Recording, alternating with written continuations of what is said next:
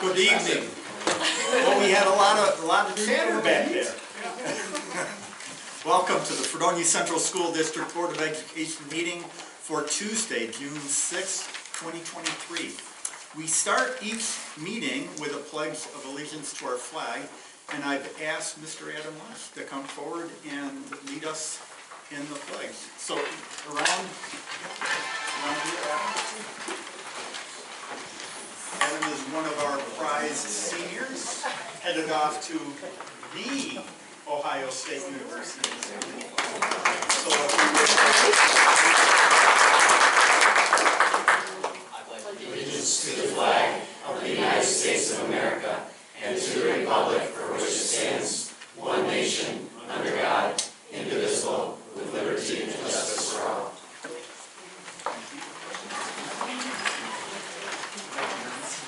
that's for you. Okay.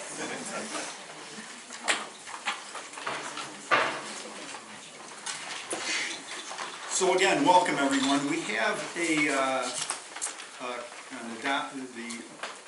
regular agenda, consent agenda, and the adoption of the consent agenda upon a motion and a second, plus an affirmative vote by members present, approves each and every item so designated. However, prior to the adoption of the consent agenda, any board member may remove any item from the consent agenda. So if I could get a motion to bring that to the floor so we can discuss it. So moved. Mr. Hawk and Ms. Hahn. So is there anything anyone would like to pull out of the consent agenda? Yes, personnel B and C, and business B.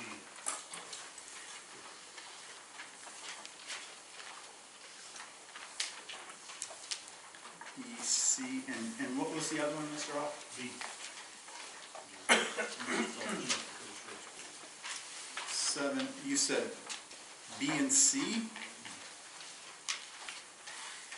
the two pieces Okay, of personnel. okay, on page 3. Right. Okay, just B and C. On personnel. Yeah, And okay. New business B. Oh, in new business B. Okay. Okay. I guess that takes care of it. It does. Okay. Anything else? Okay. Oh, I'm sorry. We are this week. We just our book here. We are going to discuss. Yes, we're going to discuss that. So never mind. Okay. Here. We're all good.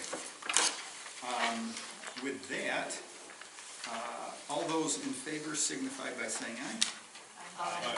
All opposed? Great. So the board is reserved this time to hear comments from the audience. Those wishing to address the board are asked to stand, give their name and address, and limit their comments to 5 minutes or less per individual or group.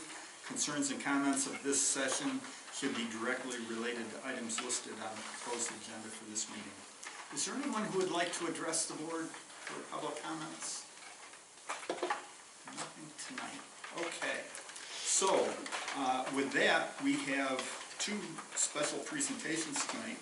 The first one is our kindergarten presentation, and Amy Piper and the kindergarten team. Awesome. Well, super excited to be able to come in front of the board with the kindergarten dream team. So they are here. You guys stand up. You may say, okay, the point of coming, this is our kindergarten team.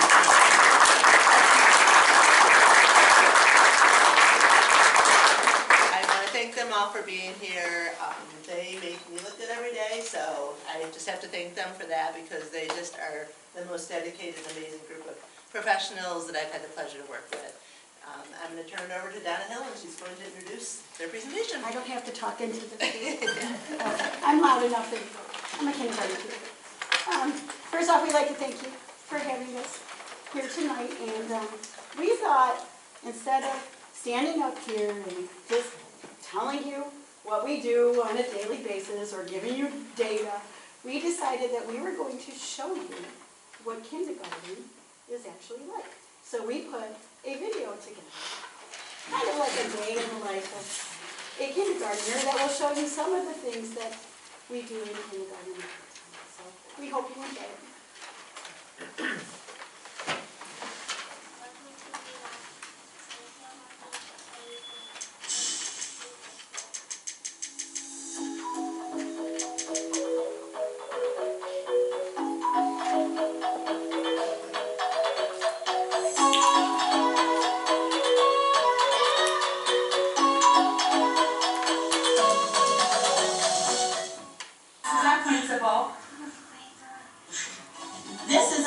secretary. This is Christy. This is Mrs. Pigeon. This is Mrs. Rat. This is Mrs. Pig. This is my pizza show. This is Miss Klinsky. This is Mr. Name. Hi, everybody. This is Mr. Putney. This is Mrs. Lodge. She helps us with our lettuce. This is kindergarten. We got so fun.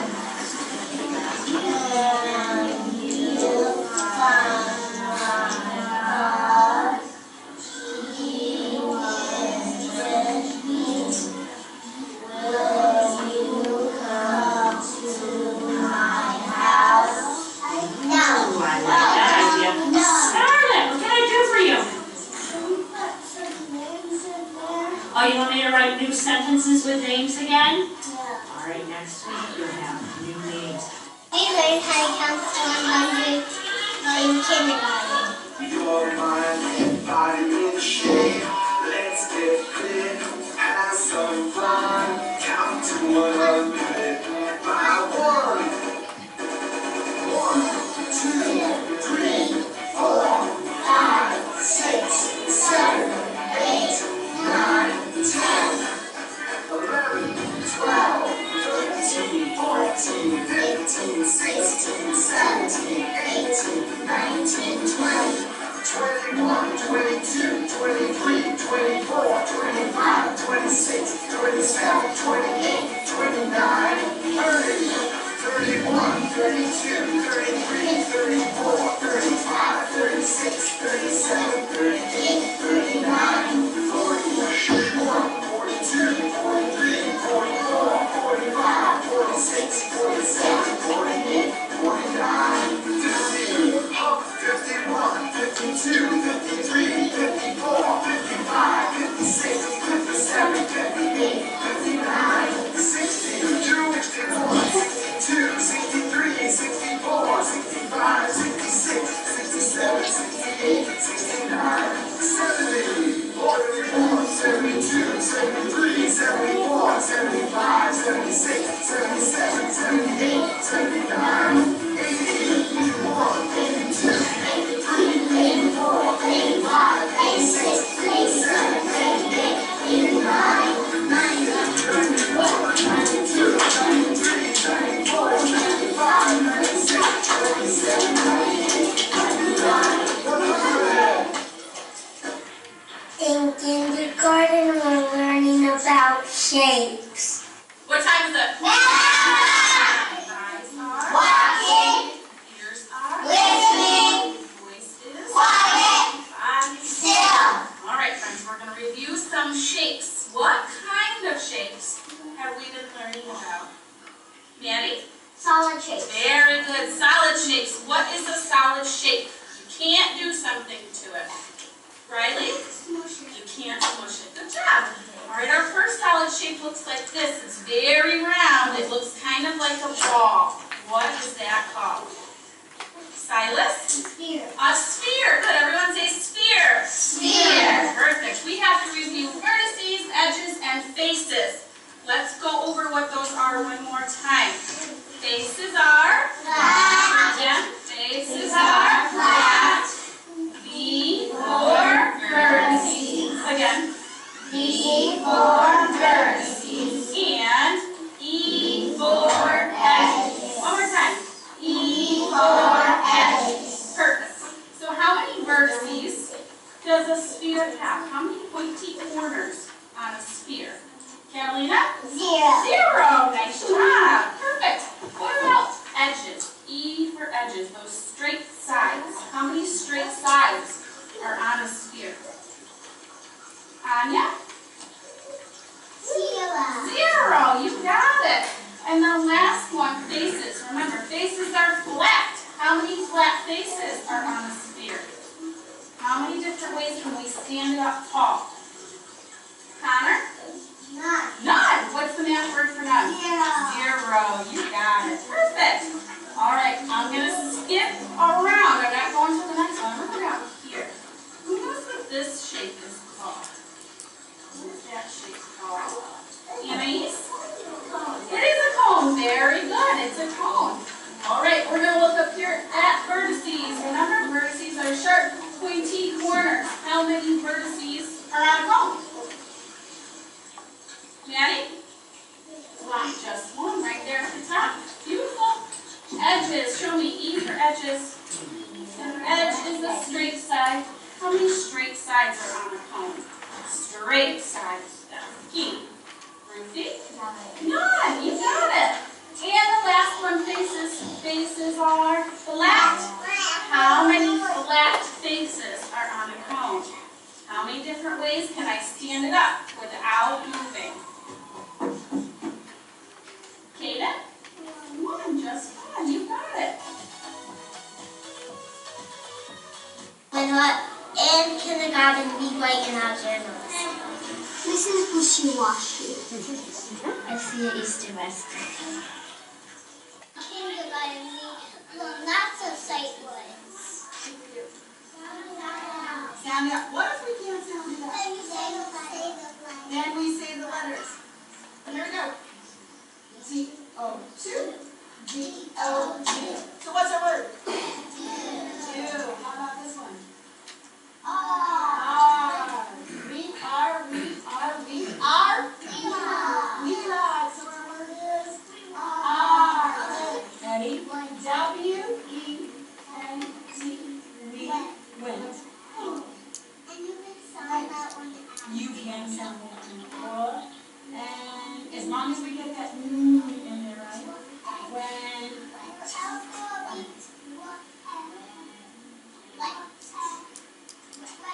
wet. And we don't want it to be wet. I wet you. No, does that make sense? No. In kindergarten, we learned to blend.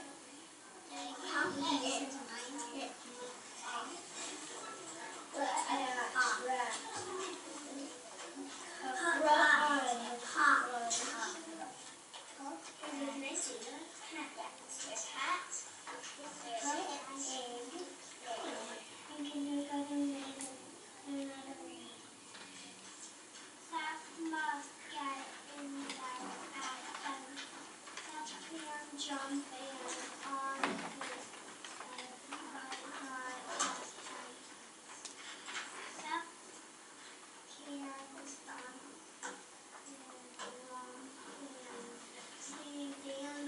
his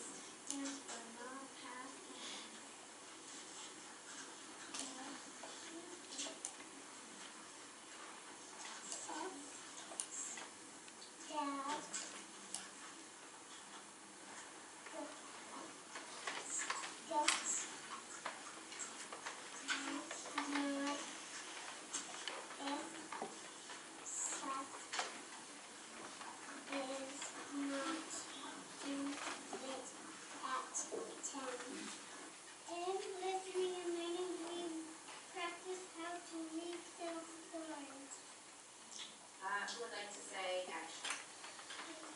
Okay, everybody, how about this? And action! The little red hen. The little red hen found a grain of wheat.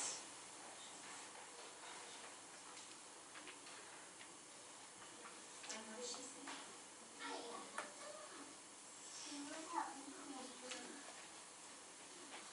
Cat? No. Who's the cat? Say, not I. Said the cat. Said the goose. Said the rat. Very nice. So she buried the wheat in the ground. After a while, it grew up yellow and ripe.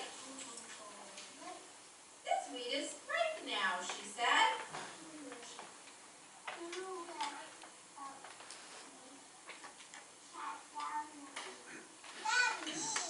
Said the cat. Said the goose. Said the rat. And so she cut it with her bill. And she threshed it with her wings. Then she asked,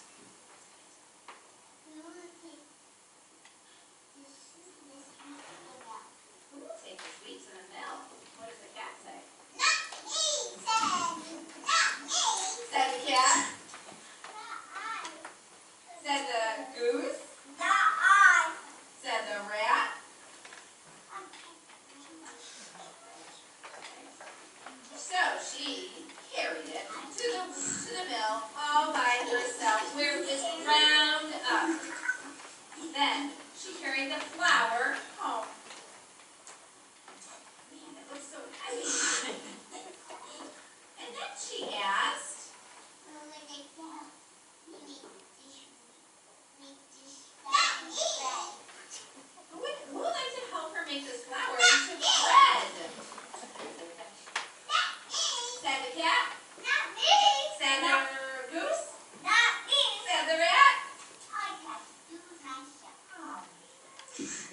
she made the bread and she baked it.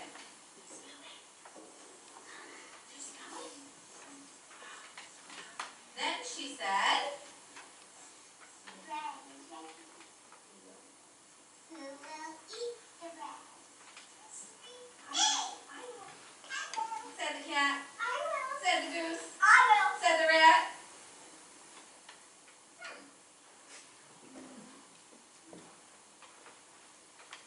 No, why not? Because they didn't help her. Right?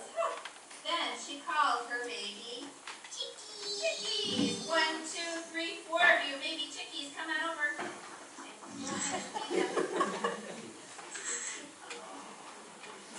Was it delicious chickies? Yes. Good job. Let's give them a round of applause.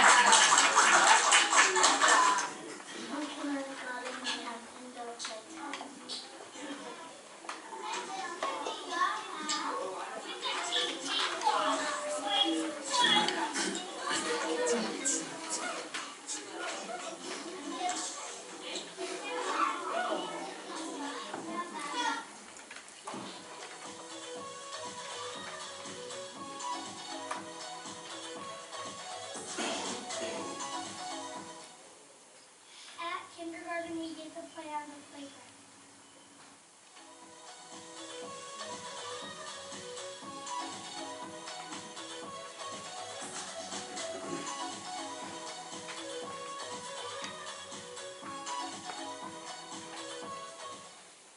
Nosotros hablamos español.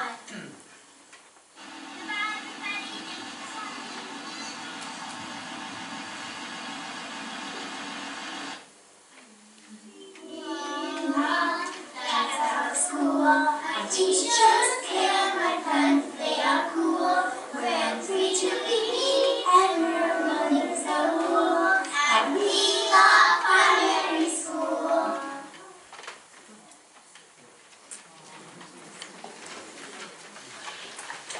I just had to put a shout out to Julia Hill, Donna's daughter, who put this video together for us, and it just captured eloquently what happens every day at WELAC in the kindergarten classes, and so thanks to Julia if we pass that along to her, but it's great. So that's great.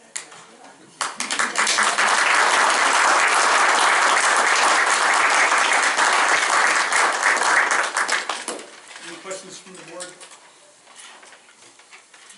I did think that the Little Red Hen ended with oodles of creamy butter on the bread. There you go, Mrs. Rush, I got don't work know. on that. I thought that was in everyone, but maybe not They're that. different versions, different They're versions. different. Okay. Well, I got the dairy farmer version. Yes. Good. Okay. Next, we have the Trap Club season. Mr. Zolex, would you like to introduce Mr. Kenny?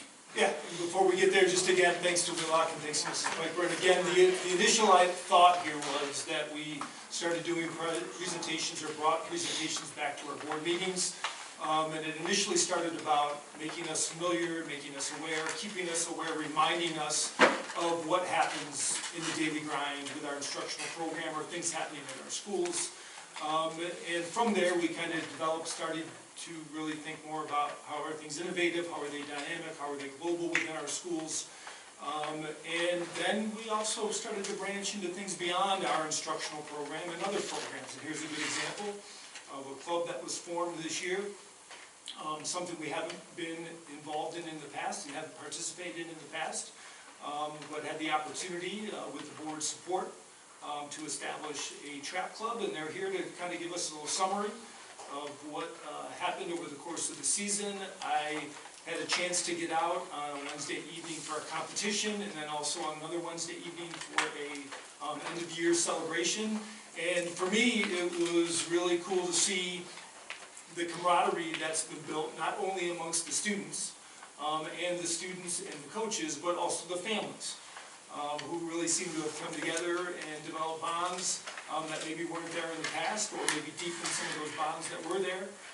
But you really got a sense of community, you got a sense of belonging, and a sense of having some fun with this activity, while keeping in mind that is a serious piece to this, and it was also very evident that safety was a top priority, and all those protocols were in place every moment that I was there on both evenings. So just wanted to share a little bit of perspective for myself. And Mr. Kinney, if you'd like to take it away, feel free. And please know that for yourself, all the other coaches, and the families, we appreciate the adult support. Well done.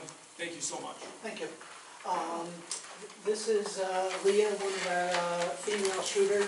Initially she started out as right-hander, and turned out she was left-right dominant, so that made a good difference for her toward the end of the season. If we could go to our safety slide. I should have brought my reading glasses. They're not as good as they used to be. Students were taught that from the very beginning that safety was the #1 priority.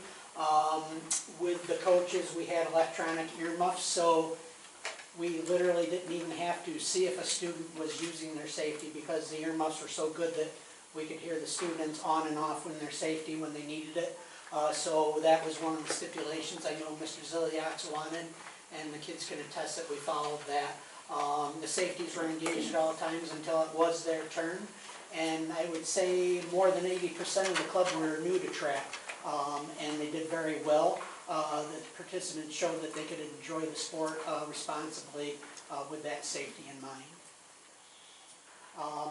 This kind of goes back to when I initially spoke with the school board. It's not your traditional sport, and I was very happy that the board was in approval of it, and I never did get a chance to say thank you, so thank you for approving this, because it was a great opportunity. TRAP allowed the students to participate at an individual level, along with being a team sport at the same time. The sport appeals to kids who may not gravitate toward your baseball, your soccer, your softball, and so forth. A few of the kids are on other sports, but quite a few of them, this was their first time going out for this sport, or a sport for that matter, period. And then some students moved on to this because they gravitated better to it. And again, the students proved that track can be done safely while they were having fun. This would be a picture of our one of our fun nights where they were shooting scotch doubles, and it showed the students that if their partner missed the initial bird, they had to back their partner up, and they didn't have to, they could learn some patience and be able to get the birds further out, which helped them a lot. Fundraising. The young man with his back to us is our treasurer, but he chose to have me speak on the slide. This is my son Aiden, so he's in the back in the green shirt hiding. So as far as community support, the community support covered all of the shells used by the students for the whole season. The club currently has nearly $5,000 in their fund, even after this spring season. So we're hoping that to move forward with our September fall season. It's a shorter season, it's 6 weeks, which I believe sign-ups start in August and sign-ups close September 11th. Many of our financial supporters, I had folks come up to me that wanted to make donations. There was 2 individuals that come right to mind. They donated $1,000 of their own money each to the team. So that was great. Some of the sportsmen's clubs, they were anywhere from $200 to $500. So those supporters actually mentioned that they intend on continuing with that financial support for the team. So financially, didn't cost the school anything. The only thing out of pocket for the students were for the birds, and that cost the students in total for the team about $2,400 that the students and the parents did pay for.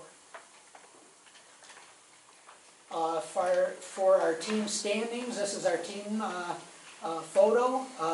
For our inaugural year, we can't complain one bit. We went against 8 other schools in our conference, and we ranked 3rd place. We were actually in 2nd place for a brief time, but we settled in at 3rd, and 4th was quite a bit of a distance behind us. Out of the team, there was a total of 131 students in our conference. 6 of our students ranked in the top 25, so they did really well. Our highest average was, give or take, just between 21 and 20 birds per time they participated in the sport. So it went very well. I wanted to go through these slides quickly because I know some of the students wanted to speak on their Viking trap team. And again, thank you to the board, thank you to Mr. Ziliak.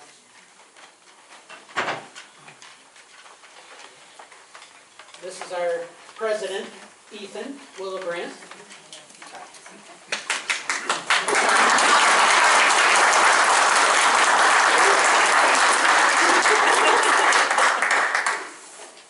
All throughout my school years, I was doing sports here and there by the pushing of my mother. I never really I kind of just stayed out of school sports, school activities all throughout my middle school, senior years.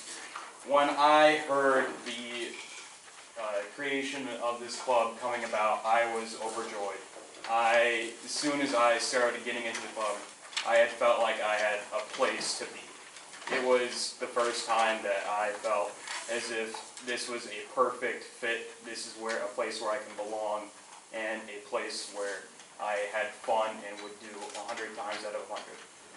No, I am extremely grateful to Mr. Kinney for the opportunity to participate in the sport, and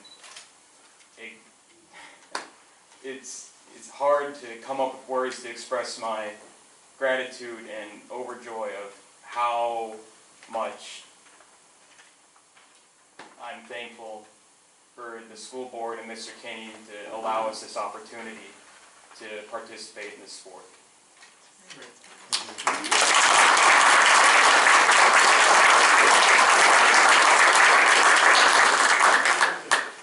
I would also like to thank Mr. Kinney for all the headaches he went through trying to get this together and all the effort that he put into this. I really enjoyed the year, and I actually learned a lot about firearms and firearm safety and the sport of trap. And I just really enjoyed being around these people. They're wonderful people to be around. And it was nice to do something different for a change. So thank you.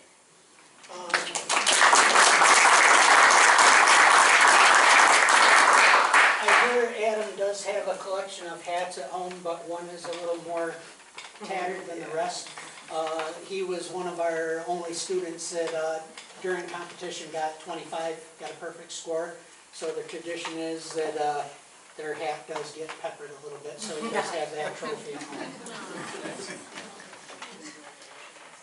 Hello, I'm Asher McNatt. I'm a senior, and I just want to again express how grateful I am for Mr. Kinney and all our coaches for getting us to this point, and really appreciate the opportunity to try something new and learn about firearm safety, and it's been really beneficial for me. I even got a $1,000 scholarship from the USA Clay Target League, so it's been really great for me. So thank you. Great.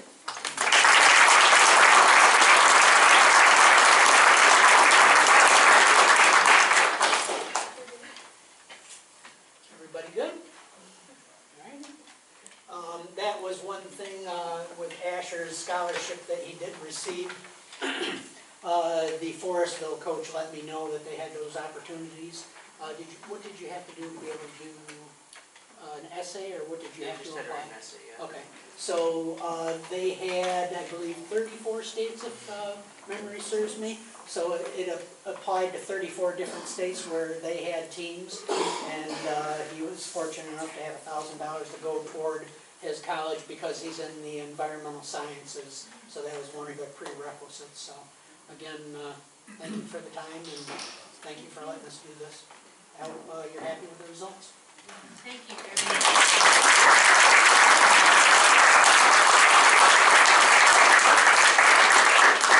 Do you have any questions from the board? No questions, just thank you, it's great. Obviously, you've reached something that resonates with a lot of different kids, and it's fantastic to see. Thank you. It's great. I'm sure it'll just keep growing. Any objections to a fall season? No. And I just want to say, Asher, I recognize you like I know you from last night because you won so many awards. So any improvements, any changes for next season, or? The only thing, and I know Mr. Ziliaks and I spoke about it, it seemed rather popular. So there is potential where we'll probably fall between 15 and 20, 15 and 20 students for the season. And then if there is possibilities where students are in other sports, I just like to see the kids enjoy it. So if we have to kind of accommodate that as well, my work schedule is very flexible. I'll do whatever I have to do to accommodate the kids. Great. What's a full group team? Is 15 the max? No, believe it or not, I believe Randolph, they're in a different type of league, but they have over 35 students for their team. Long as we have a coach for every 10 students, we're covered there. Really the limiting factor is the facility. So you might be able to get away with 15 kids on one trap house and 15 kids on the other trap house. So there is room to grow with it. That would be the only limiting factor is the facility, really. Well, And then obviously fundraising. thank you. It's a great alternative for these kids, and I'm sure there's more that are going to be interested in looking at. Yeah, I definitely believe that'll be the case. Thank you. Yeah, I think that, you have thanked us, but we did very little here. And you have taken this by the horns, and you've actually made some great progress here with our students and given them an alternative that we wouldn't have seen otherwise. So the students are the testimony. That works for me, sir. Thank you very much. Thank you. Yes. Okay. We always give students who came for a presentation always a little bit of grace. If you need to head out, I'm sure people have homework and reading and math and English, social studies to do. So feel free to head out and get on with it. Thank you all. Very much. Yes. Okay, so we have the approval of minutes from our special meeting of May 2nd, our regular meeting from May 2nd, the annual district meeting vote of May 16th, and our special meeting of May 23rd. Can I have a motion to bring those to the floor, please? Ms. Bill, in a second. Mr. Marshall. Any questions, corrections on those? If not, all those in favor signify by saying aye. Aye. All opposed? Thank you. Next, we have the review of the budget status report for April of 2023. Yeah, just to address the dashboard. We continue to track very close on the expenditure side right now. Through April, we were about 50,000 from spending the entire budget, which is a nervous area for me, but we are having some success with the revenue side. We've gotten about 170,000 additional Medicaid aid, Medicare aid. We're also up in the use of money, which is interest earnings, and our other local revenue, which was the BOCES refund. So we're about 400,000 to the good there. So that's going to help us at least maintain some of the fund balance, I hope. But expenditure side, we're running really tight. Did everybody find the dashboard at the very end? Yes. Yeah. I think it was because Ms. Slagle did not put them together this year. I could be wrong on that. Yeah, it's a little hard for me remotely to reorganize. But it's in there. It's just at the end rather than the beginning. But yeah, that's tracking very well. Any questions on? That's really the budget status report, the revenue status, and the investment. Correct? Yep.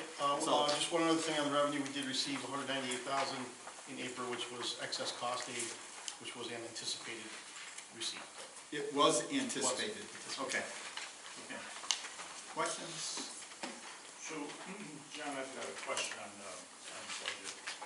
We just passed our budget, a total purse of dollars, and 34 million, and so on. And, you know, what would have happened, where would we have applied money if we had gotten an extra $3 to $5 million from the state? That's a great question. We would have to go through everything line by line. We've got things that are occurring that we would have to have found a way to fund. So you have to start looking at areas that you can cut things in. So fortunately, we didn't have to go down that road. Okay. And is there any point to where, so we would be over what the taxpayers approve? If you want that route, yes. Purse, right? Yes. So, you know, would we be able to apply any of those dollars to reduce the tax rate? The dollars from?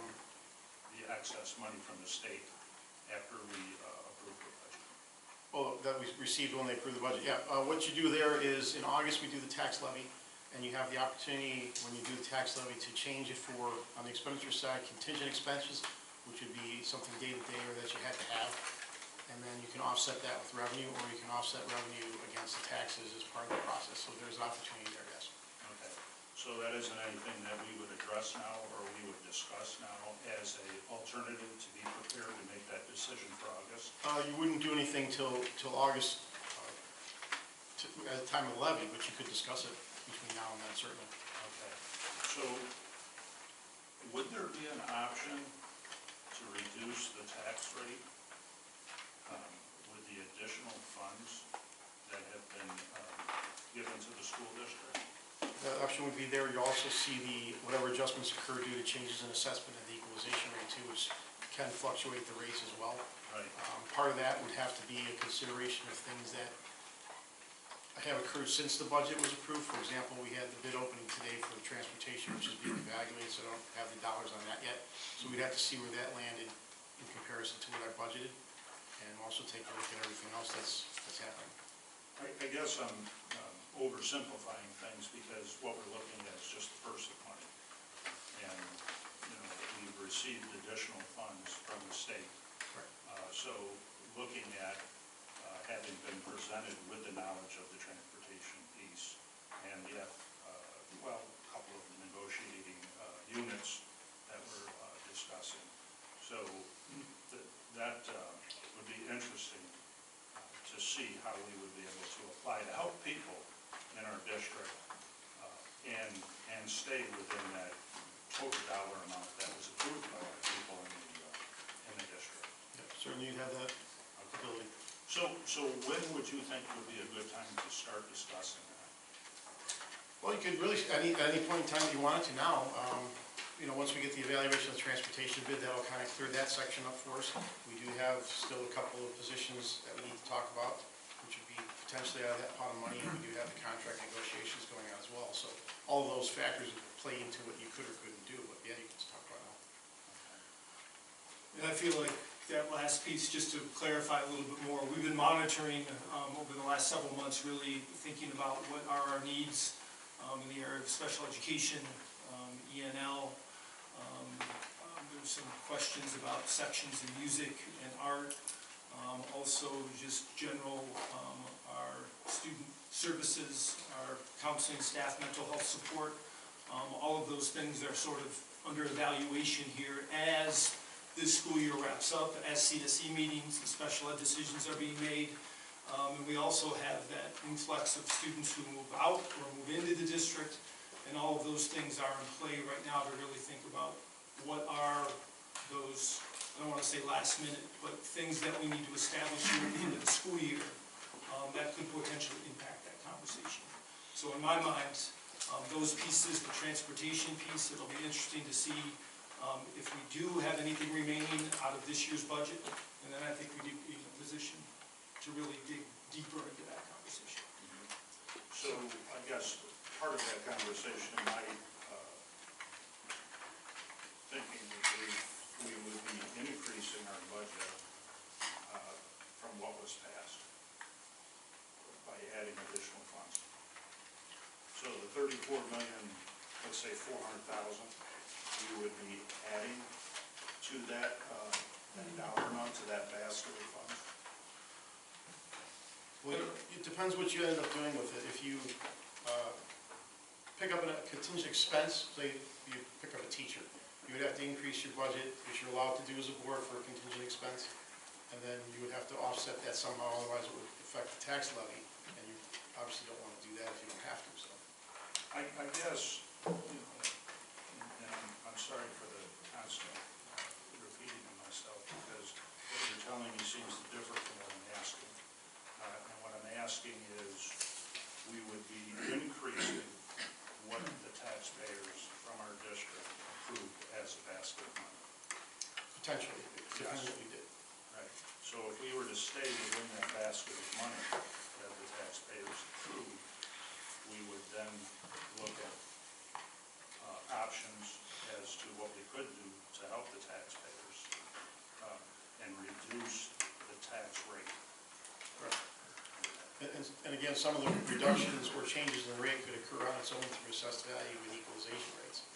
And it's been a number of years since we did it, but in the past, and you may have been on the board, we used to have a need for something, and we would offset it by either revenue or fund balance at that time, so that the tax levy didn't change for the taxpayers. So it's all part of the puzzle as you do that.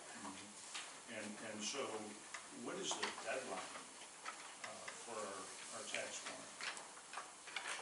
Generally, you want to have completed and approved by the middle of August, so that the county has enough time to process the bills and get them out for September 1st.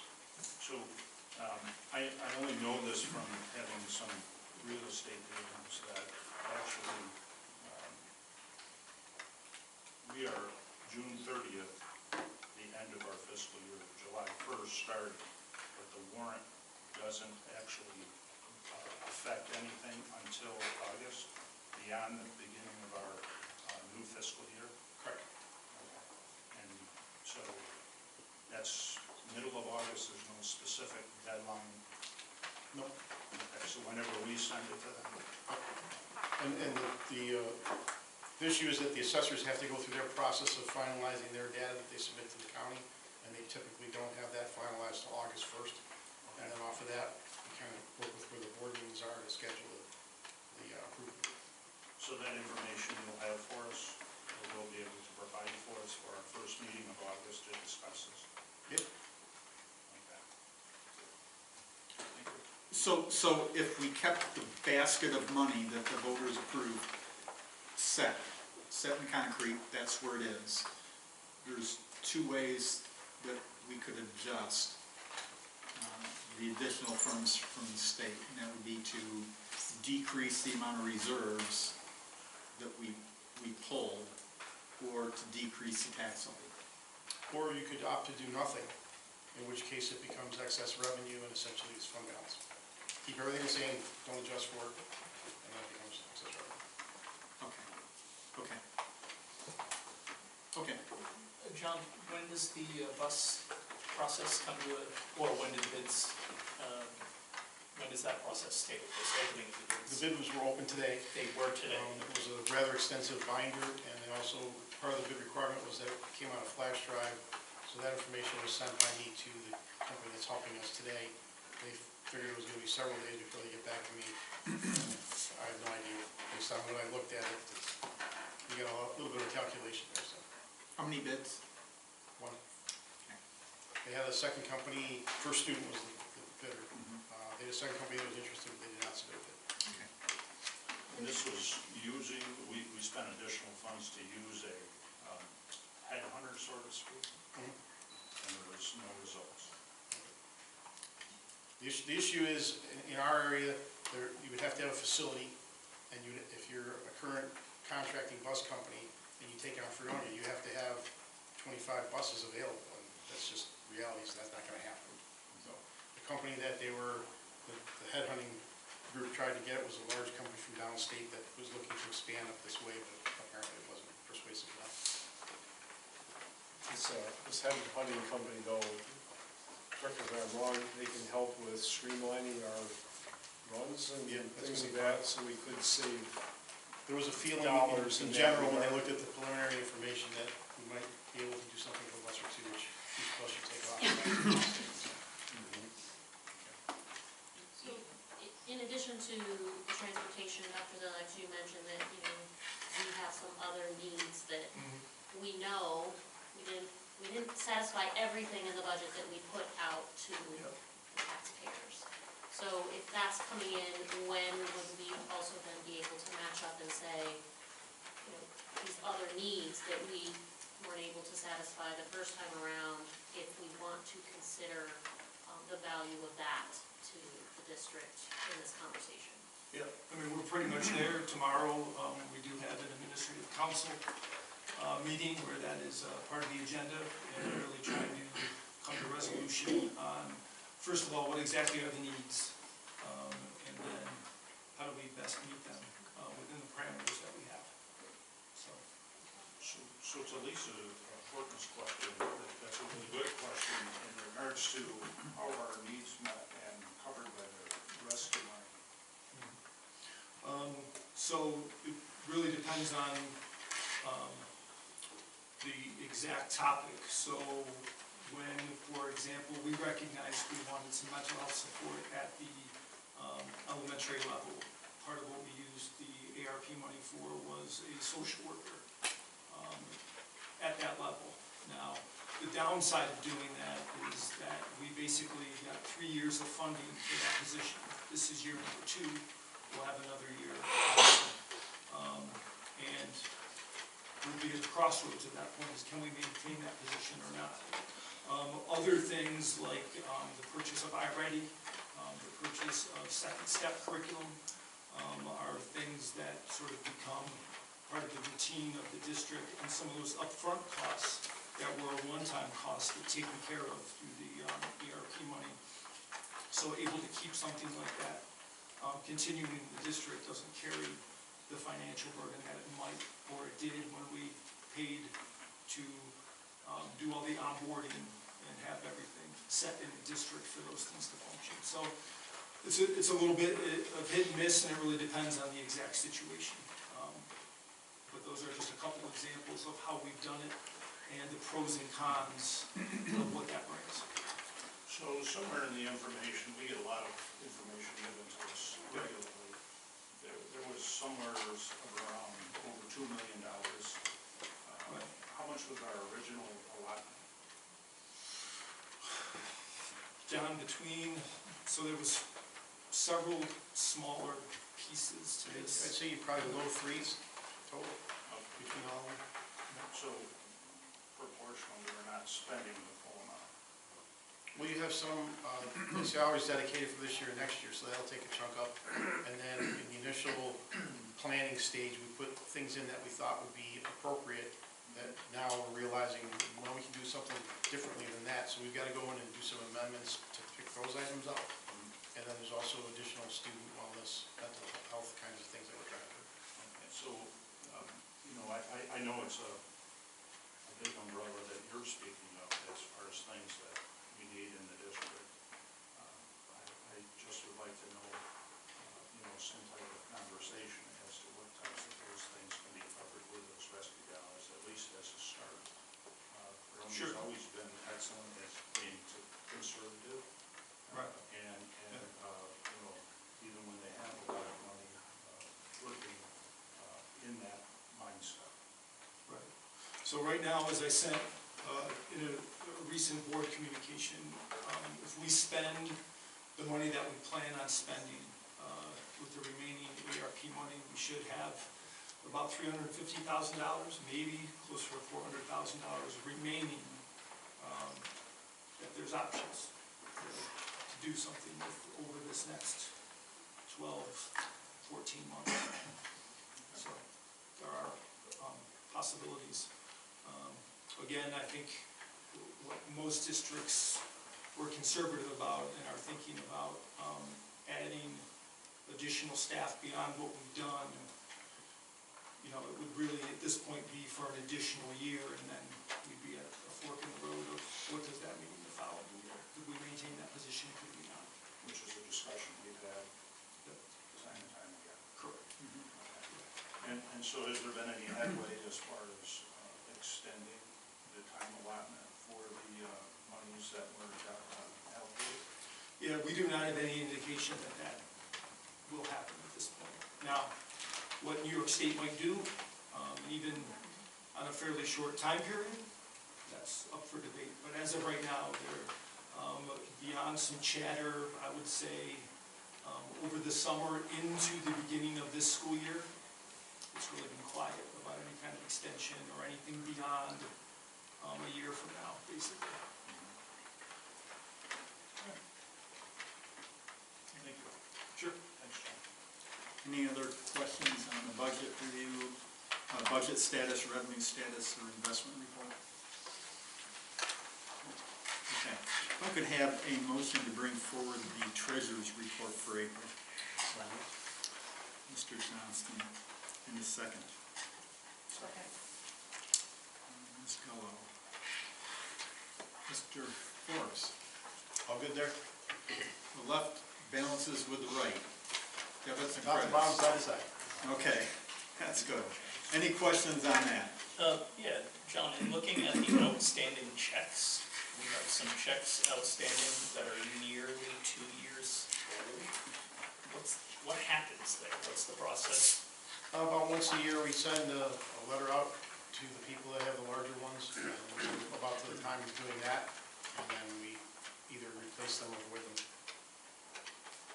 Does any of that money go to New York State unclaimed funds? No. Because it's not an individual? Right. So we just had an audit committee meeting with the claims auditor, and nothing was brought up as far as that. I think that would have been an interesting thing to discuss, and especially because it's been ongoing. I mean, with that 2-year piece, you know, who are these vendors and why don't they not want their money? It varies sometimes. If they're individuals, they move. If they're companies, they, I don't know, they get lost in the files, I guess, I don't know. I mean, is it something that you don't pursue? No, Because the check is only good for how many days? 90 days. Okay, so after that point, do we reissue checks or do we contact them? We go through, you'll notice there's bold-faced ones. Those are the ones that we're in the process of working on, which would be at the top of the page. Each page, there should be bold-faced. Oh, yeah, the third page has a list of them. So, okay. Do we have an update as to what their response is to that at our next meeting? Correct me if I'm wrong, but I asked about this several years ago. So this isn't just a one-off. No, this is, okay. This is not a one-off. It's been in audit reports years ago. Excuse me? It's been in the audit reports. No, I mean, this isn't the first time that this has happened. This is a recurring thing for how many years? Ever since you've been here, right? Yeah. We had one individual that used to keep their paychecks because it was a second income situation, and then they would wait till they had 4 or 5 and cash them all at once. And then, of course, if you have 4 or 5 checks in the drawer, one invariably gets lost, and then it becomes on the list. So that was a while ago now. Not in my household. Okay. Okay. Any other questions on the treasurer's report? All those in favor signify by saying aye. Aye. All opposed? Wonderful. So we have the approval of a contract, the agreement between Fredonia Central School District and BOCES for the lease of 1 classroom at the main campus. Can I have a motion to bring that forward, please? Mr. Hawk, Ms. Powell-Fortner. Mrs. Liliax. Yeah, this has been, at least since I've been here, it's been the annual contract. And, part of what we try to do is collaborate with BOCES, and when there's need for a space, whether it's a classroom or more of an office or training area, we try to accommodate. We do have 1 classroom that we have made available to BOCES. And at the request of the board recently, we do increase the rent slightly each year without getting into a, odd figure or in some sense. But we have been implementing that over the last couple of years, just to keep pace with increased costs, other things like that. So that number represents that increase. Okay. Any questions? All those in favor signify by saying aye. Aye. All opposed? Thank you. We have the approval of the annual contract with Buffalo Hearing and Speech for the provision of musical therapy services. Can I have a motion to bring that to the floor, please? So moved. Ms. Hahn, and a second. Second. Ms. Pelford. Mr. Ziliak. Yeah, as part of some students' individual education plans or IEPs, some students do have a mandated service for music therapy at Buffalo Hearing and Speech. It is nice enough to be able to provide service for us, and this is the reason for the resolution tonight. The rate is slightly increased from last year, but still relatively in the same range. And I think overall for the district, this isn't a huge price tag. Questions? All those in favor signify by saying aye. Aye. All opposed? Thank you.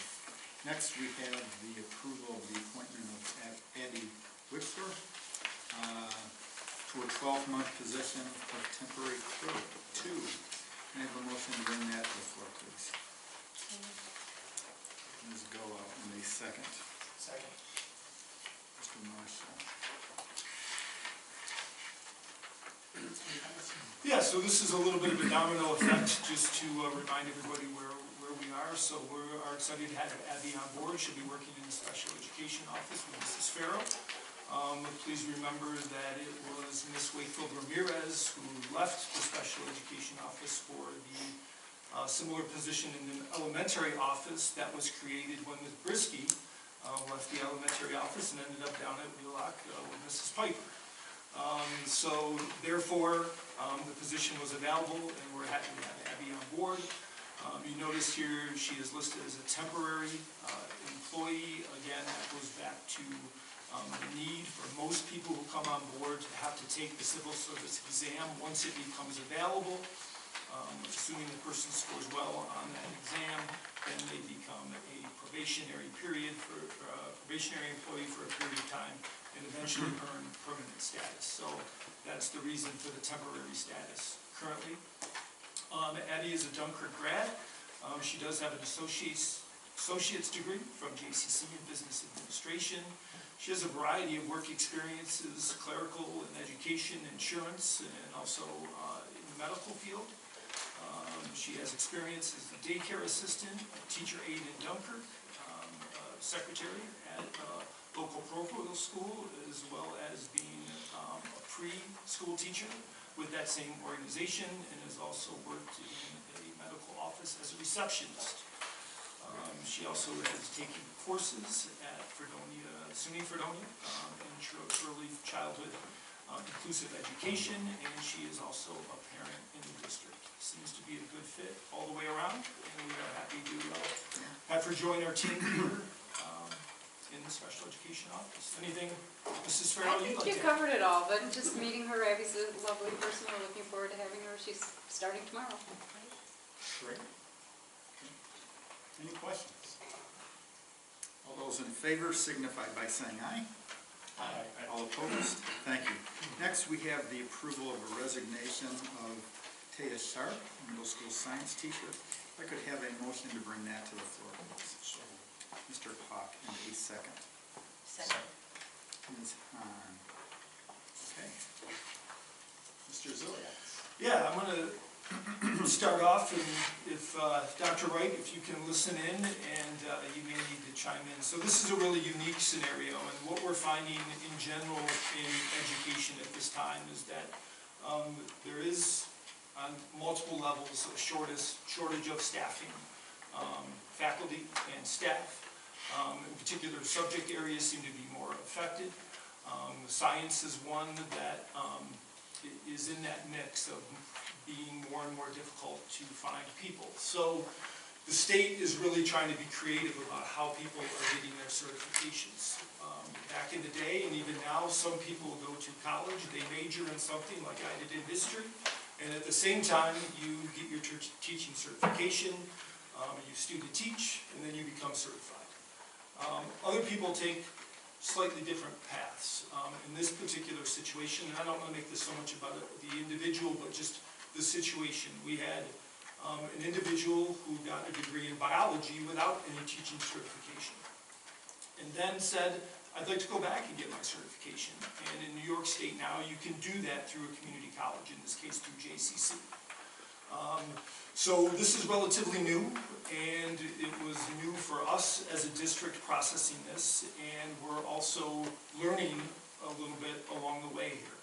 So the Office of Certification at State Ed requires 40 hours of student teaching or 40 hours of substitute teaching in the certification area to become certified. Now, the JCC program requires a couple different things called field experience, and then there is also something that they call, Dr. Wright, was it the internship hours? The internship hours. Now, it was our impression that completing the internship hours fulfilled those requirements. We felt that was clearly communicated from JCC. However, when we talked to State Ed, they said that is not the case. So this caused us to wonder whether or not the particular teacher would be certified by the start of the school year. Obviously, you don't want to have a teacher not certified to begin a school year. However, we do, in a lot of cases, have a long-term sub in as the teacher of a classroom, doing lesson plans, fulfilling all the responsibilities in moments within the district. We happen to have that situation happening right now. So instead of have somebody starting as a probationary teacher, which would be uncertified, we opted in working with the person in question and making sure that this was all up front and that it fulfills eventually the requirements. She would begin as a long-term sub, and then when she acquires the hours that we believed that she had initially, but she would be getting while being a long-term sub in the classroom, she will eventually then be certified and eventually be approved for a probationary period position with us. So it's a little bit of taking a step back to move forward with the person that we believe is the best candidate for our students. Anything to add to that? With the teacher shortage, State Ed is doing workarounds for certain certifications. And so I'm working with the Regional Certification Officer, which is an arm of State Ed that works locally to help with certifications. There's also some, again, sciences are a little bit different. So some certification areas are allowed to substitute 40 hours in any certification area and have that equal their student teaching. So in this case, the 40 hours has to be, because it's a science in biology, has to be in biology only. So there was some misunderstanding too about sub-hours, hours accrued, and hours that the state would accept for this. And right now the state is quite backlogged in their issuance of certifications. Even when a candidate applies on time, a district may not get the fully certified teacher because of the backlog in the state. So this just protects everybody. So she needs, or this person would need 40 hours teaching biology. Correct. To be certified. Correct. Without any sort of supervisory teacher in the classroom? Correct. And that's why some certification areas are allowing substituting in any area because of the shortage. But in biology and some other very specific disciplines, they're not. It has to be in that area. So that's because there's been a lot of substitute hours, just not all in that area and things like this. So this allows with, in the district, with us there, with principals there, with mentor teachers there, a mentor program for us to be able to, ensure that the person's well supported, that we feel will this be for the year, or once they reach 40 hours? Once Or they once they get their certification after they reach the... Correct, yep, they hit the 40-hour threshold, and then it's submitted to the state. And once it's submitted to the state and approved, say in January, would we go back to, a full appointment at that point, or would we wait till the end of the year? That's certainly something we can consider at that time. But as far as the students are concerned, it's the teacher. Correct. We know, like, one day she gets her certification, and Correct. there's no difference in the classroom. Correct, and because it is, it still matches with the step and the salary and insurance and benefits, there's no change or loss to the candidate. Okay. We could also mention here that, should we choose to, eventually make her probationary, she gets tenure credit for the time that she spends as a long-term sub. So she's not. We can choose to do that. We have to make sure we follow the APR process of the unannounced and, the two announced and announced observations, which of course we would do for this school year. And then we can choose to appoint with this year being counted toward that 4-year tenure track. Right? What's the clarification of 40 hours? I mean, in my mind, that's 1 week's work, 8 hours a day. So somewhere she didn't achieve a substitute teaching position for a week to be certified? There was a 40-hour internship, and that was what the student understood to be the student teaching, and that's what the cooperating teacher of that internship believed that was, and that's what, so when she went to apply to the state, that's when it was rejected, that was not. And so that's when I worked talking with JCC and working with the regional certification specialist to understand the nuances, because this is not, typically if you have your bachelor's and it's not in education, then you get your master's in education in that, and so then the certification and master's sort of all at the same time. This was very different because it was a JCC, which is an associate's, and so it's a special program that community colleges can now have through the state that lead to certification. So they already have to come with the other coursework done in the discipline. This is strictly to do the teaching part of it, if you will. And there's the field work, as we said, and there's this internship, and that's 40 hours. And so that was what the candidate understood to be the student teaching. The teacher that she did it with was consistent in one placement, actually with us. And so, we had those 40 hours with this person, highly recommended. And so when the application to the state went, that was where the confusion came in. And it was, no, I did the 40 hours. And they're like, no, this is 40 different hours. And so the JCC doesn't place you in a school like a 4-year university or college would to place you in a school.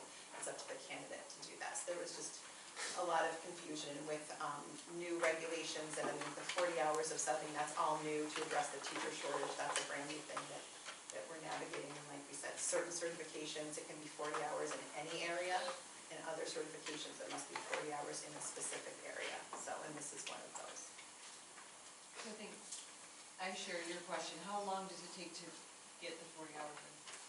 Well, it would follow a school day, a teacher day, so it would be a contractual hours. So the contractual hours of a teacher is what would equal adding up to 40 hours. So it isn't the number of hours teaching biology? Our understanding from the state, and again, is that it's like as if you were doing student teaching. So when you student teach in any grade or any discipline, you're following that teacher's day. You're considered teaching that course. So her assignment is to be teaching the biology. Okay. But suffice to say, she'll have well over 40 hours. Absolutely. Yeah, so. Absolutely. The concern isn't so much the 40 hours as it is the application to the state and how long that process is now taking to get reviewed, to get the approval. So you sit there in the teach system, you see the word pending, and sometimes it's months where it's pending. So it'll take longer for the state to certify her than for her to get her 40. Absolutely. Which is helpful.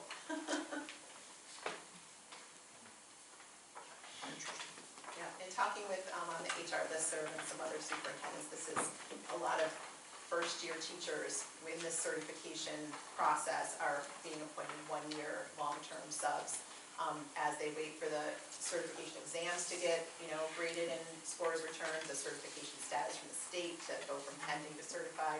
So this, like I said, protects all parties. We aren't flagged for having an uncertified teacher, and the candidate's protected that they have a job for the full year. We can now do the APPR process of the announced observations. The student gets, they get mentored for the year. So we're able to cultivate and grow the young teacher as well. So. Well, it's a different process. Very, very different process. So it's a unique situation, and I appreciate the not that really the update, but the insight of where this all went, because it's very unique. So it's very. In fact, the regional certification officer, she actually had to call her mentor, supervisor, to say, like, I don't understand. So it took two specialists that are the arm of the state certification officer to be able to give us the answer. They're like, we don't really know. So I was like, hey, I feel better. okay. Any other questions then? Okay. If not, all those in favor signify by saying aye. Aye. All opposed? Thank you. Next, we have the approval of appointment of personnel to long-term continuing temporary per diem substitute basis as listed here in the agenda. Can I have a motion to bring that to the floor, please? So moved. Mr. Marshall, and a second. Second. Mr. Johnston. Okay. Mr. Zillian. Yeah, at least for the past several years, although we've had different iterations of summer school, sometimes tapping into BOCES, sometimes we have not run anything internally at all. But in the last couple of years, we have run a summer school that is our own, through our own staff. This year we plan to do the same, and these would be the appointments for summer school in the first round of approvals there. And then, as again, part of special education, there are students who, as part of their individual education plan, have the extended school year program as part of what they do. And that is the second round there of individuals that will be involved with the special education extended school year program. So. This is similar to what we've done in the past couple of years in terms of approvals and in terms of using our own folks to provide these services. So, do we use this out of general funds or rescue funds? So we've used the ARP money for summer school since it's been available. Yep. And we will again this year.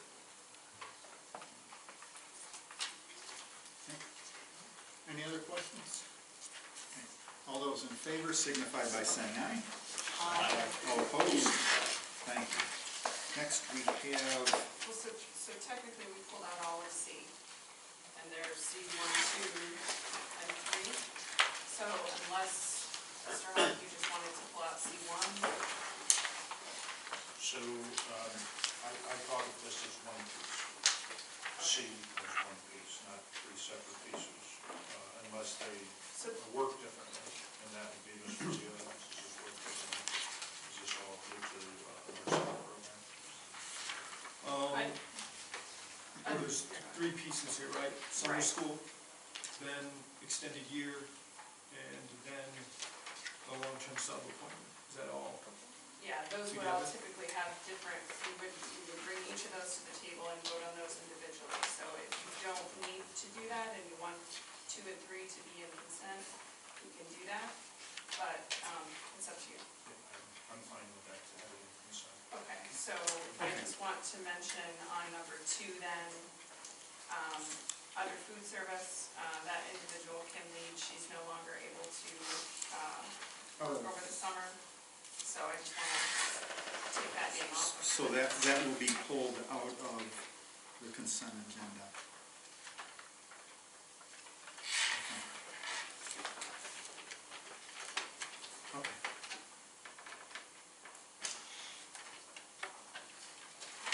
Okay. Next, we have the approval of request for summer professional study for Marie Fagan and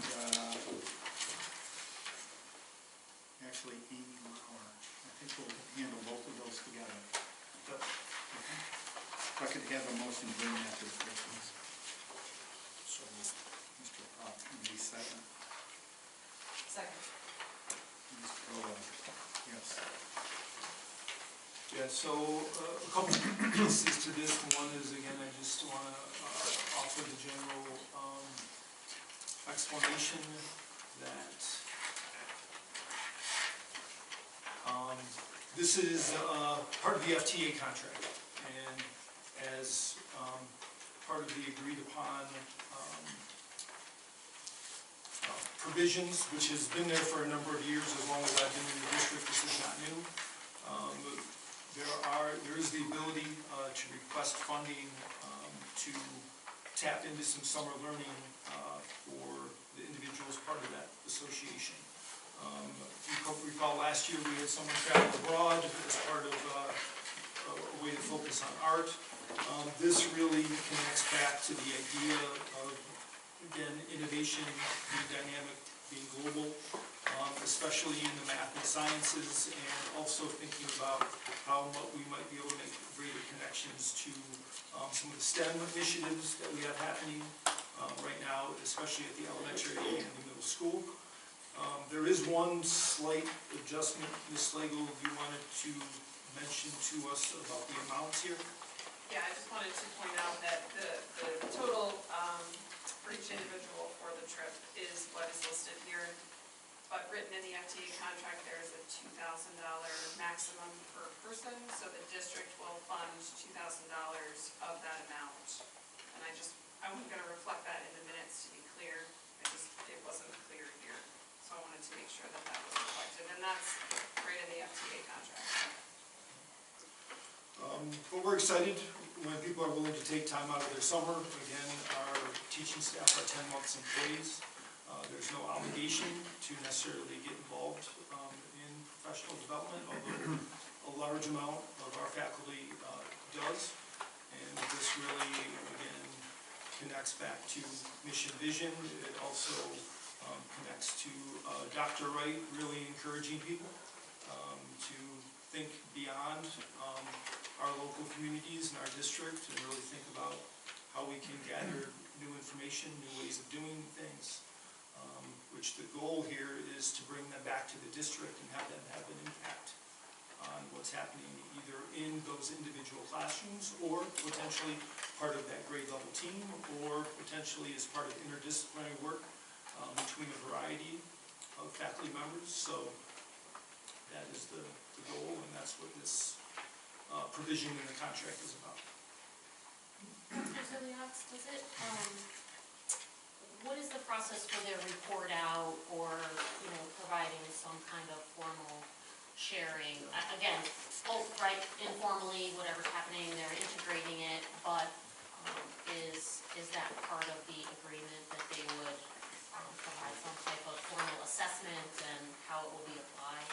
Yeah, in the language in the contract, there is potential. I mean, we can request people to come here and share out.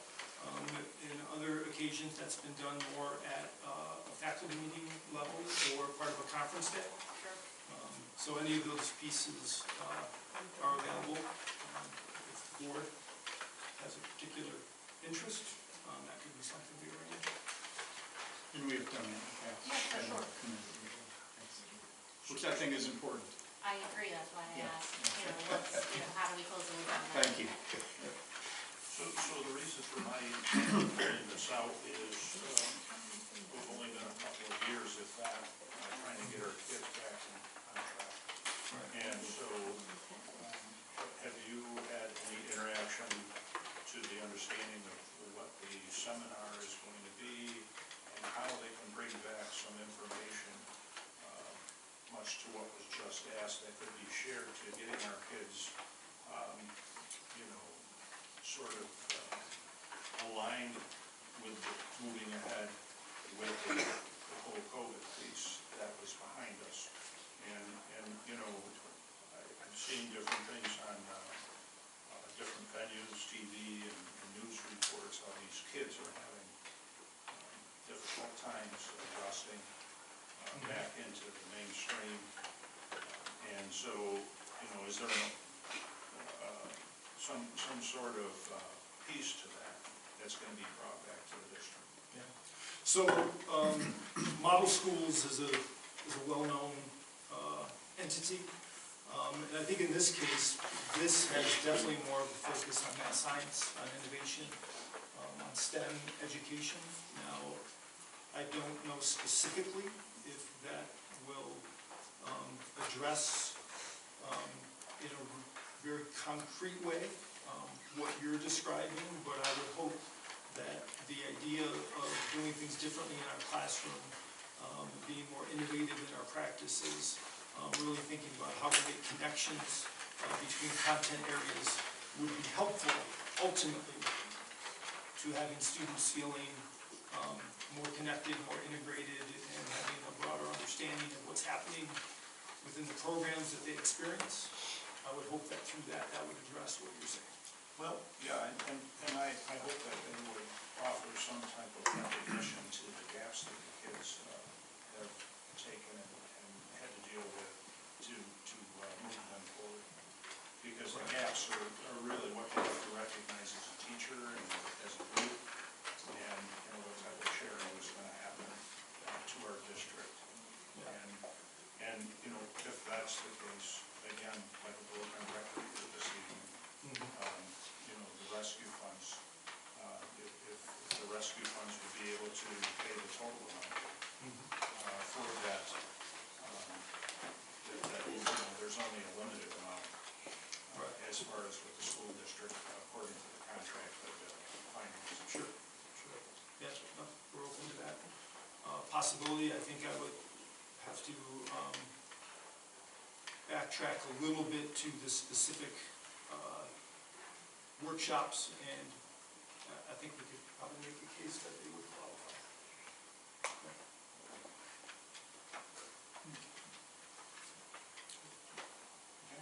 Any other questions? All those in favor signify by saying aye. Aye. All opposed? Thank you. That brings us to our superintendent's report, Mr. Ziliakis. Yeah, a couple things for consideration tonight. One of the things that we've come back to as a Board of Education this year is our Board of Education Committee. So as Mr. Hawk mentioned earlier, we did have an audit committee recently. We also had facilities committee not too long ago, and we also had a policy update meeting a couple weeks ago as well. Thanks to all our board members who participate in those things. And the purpose of the policy committee is to oversee and bring recommendations forward about policies that need to be updated and reflected in our board policies. Now, one of the functions of a Board of Education is to pass policy, review policy, approve policy. That really becomes the framework in which we operate in the district. And there's a couple examples here tonight. Now, the first one is in regards to the Code of Conduct. This policy is timely for us because it really refocuses us on the process for approving our Code of Conduct for the district, which has an impact on our individual schools. Historically, we have not had the consistency with regular annual updates on our Code of Conduct, which now will be corrected. This has been a pattern over time, but also partly in COVID, some of this became less frequent and less of a focus, seeing that we were honing in on protocols and procedures we needed to take just to manage the pandemic. We work with Chautauqua County Department of Health, New York State Department of Health, but this is a great opportunity to get back to this piece. So the Code of Conduct policy here simply outlines the process. The full Code of Conduct will be available for review by our Board of Education at our next meeting. We will then make it available to the public. Our goal for the timeline here is to present an updated Code of Conduct by the end of June. This will allow us for the process of having a public hearing, which is basically here speaking about it in public session. and allowing some time for the community to provide any feedback or any thoughts, concerns, issues that they might have with any of the adjustments that we are considering at that time. The updates that you'll be seeing in a week or so have been suggested by a review panel that was formed by Mr. Paschke, so thanks to him for heading that part out. These suggested changes will be reviewed one last time, as I mentioned earlier, at our AC Administrative Council meeting tomorrow, and then it'll be ready for board review. We will keep the same review, hearing, approval process in place each year moving forward, and be consistent from year to year. So this will happen each year towards the end of the school year. I would just say probably in June, into probably July. But the goal is definitely to have the code of conduct done, completed, wrapped up well before the start of the school year. Any materials that need to be printed, anything that needs to be shared either electronically or with our families will be ready to go well in advance. Any questions about this particular policy? Do we have a handbook that we give our kids? Yes. Okay. Part of that handbook is the code of conduct.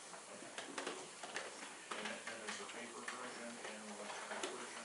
Correct. Okay. Is that sent to the parents? Yes. Just regarding that timeline, the public needs 30 days and then a meeting where they can make comments.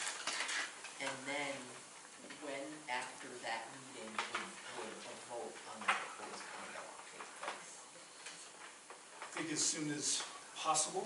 I don't know if we have dates for our meeting yet, although one of the things we want to put out tonight is a suggestion for a reorg meeting, which is usually in early July.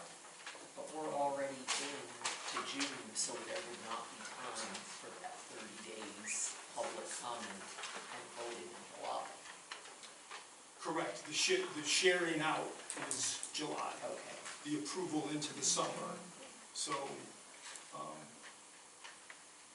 it will be wrapped up well before the start of the school year, is basically what I was trying to say.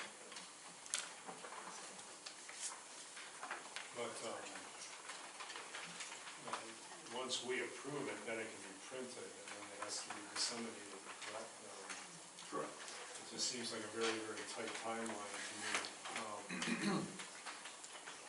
Perhaps in future years we could get a little bit earlier possibly. Yeah. Yeah. I'm not against that. Again, for this year, it's something that, again, we haven't been as consistent as we could have been with it, so I'm open to that, absolutely. Oftentimes, once it's reviewed a few years in a row, the changes become really just tweaks to some language.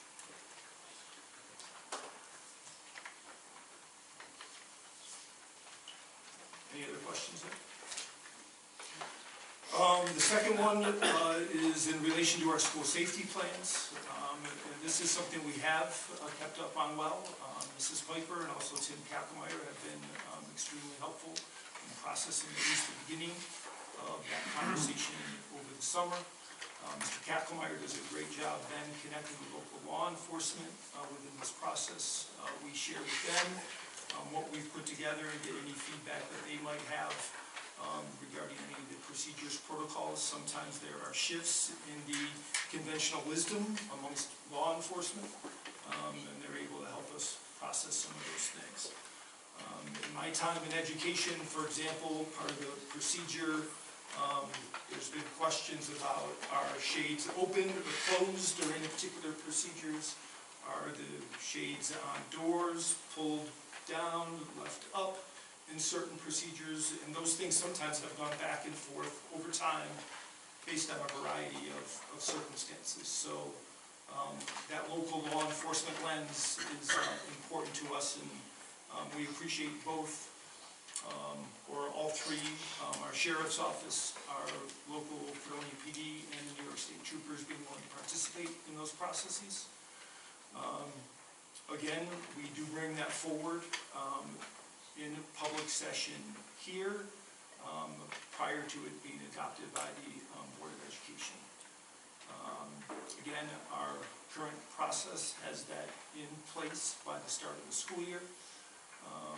Some of the updated language can be adjusted at that time, and part of this updated policy is in relation to emergency school closures and making sure we have clear provisions for that, which is really a response to the pandemic and what has happened over the last couple of years, seeing that when everything kind of happened in March of that year, a lot of our plans did not include something specifically for a situation like that, which this is making sure we're making those adjustments and are prepared.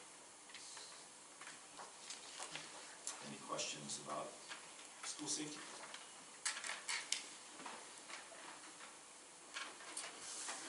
Lastly, hazing. Thankfully, we have not had any issues here in our district, but unfortunately events involving hazing do occur from time to time in schools across the state and the nation. Please know that we absolutely are committed to providing a safe, productive, and positive learning environment within our schools. Hazing activities are demeaning and abusive behaviors that harm victims, are inconsistent with our educational goals as a district, our mission, vision, and core beliefs, and may constitute criminal conduct. Hazing of students is strictly for Hazing of students is strictly forbidden in any way on any of our school property, which includes our buildings, our buses, school-sponsored groups, clubs, teams, at any school-sponsored event or activity, whether occurring on or off campus. Hazing is prohibited regardless of the victim's apparent willingness to participate in the activity. Again, this is something that we haven't had an issue with, but we want to make sure our policies are clear and that there is no doubt of the expectation around any type of this behavior in any way attached to our school. And I think there are a couple really important pieces there. Whether occurring on or off campus, there's been some issues around that in the past in other court cases, and also regarding a person who allegedly volunteered to participate in some type of activity that would be considered hazing. That is not a factor and cannot happen. Any questions around the hazing policy? Two other quick pieces. Dr. Wright and I have visited all 4 school buildings during a faculty meeting to talk about this idea of skill building in our students. We've mentioned it here a couple times at this point, but we reached out to all of our schools really looking for feedback, especially for people who may have some experience with this in another district, in another profession, in other capacity, or people who just have general thoughts and would like to share them with us about what they believe are the important skills students need to be successful, whether that's from grade to grade or as they leave us as high school seniors. So that conversation continues to be in play across the district. We think it's important that we tap into the expertise that we have here in the district and give people a chance to share any input, any ideas they might have. Those comments are going to the building principals, which they're then bringing forward to the district office, and will eventually be processed at our administrative council. We're excited about this initiative and the thought of moving forward here. Again, I think we've talked about here, and we talked about at each school, that there are some programs or some resources that do frame this for school districts, or we could attempt to build something ourselves.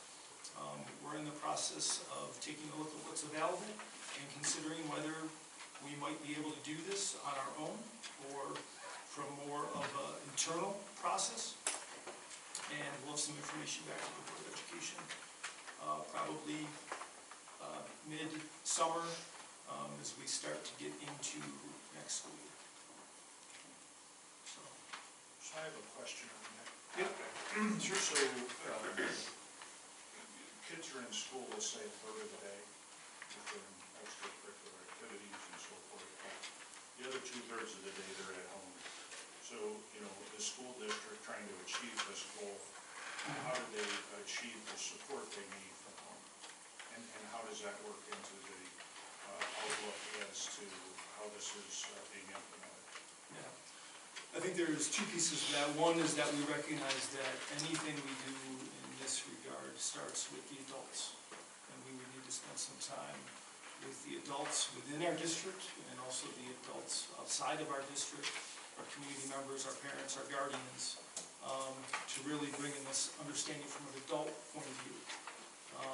That's where some of our conversations that start as a real focus on adults, and then transitioning to what does that look like for students, and how are our adults framing things, teaching, educating, coaching, mentoring around those concepts that we believe are important. So I think that we need to take the time to train our adults in what are these skills and how do we approach them with our students before a student experiences anything. So that's the extracurricular in that piece, that still stays and falls in that 1/3 parameter in my thinking. So how do you catch that 2/3 of time that they're spending outside of anything that the adults that are part of the school that they're experiencing, so that they're on board? So it's a cohesive group working with this individual. I'm going to say individual because there's a bunch of individuals here. How do we get that to move forward? How do we work with getting that group from home to be on the same page as a school? Because, you know, we would want to support at home. Correct. Yeah. So I think it's really falls back to those same things: communication, training, outreach on our behalf to make people aware of what's happening and what we're doing. There may also be some opportunities to invite people in, to share information. But I think in general, we're recognizing, I'll let Dr. Wright chime in here as well, that this starts with the adults. And that will be the focus initially. Thank you, Dr. Zilias. And, you know, if students want to be here, we become the place that they want to come. So they become the ones saying, get me to school.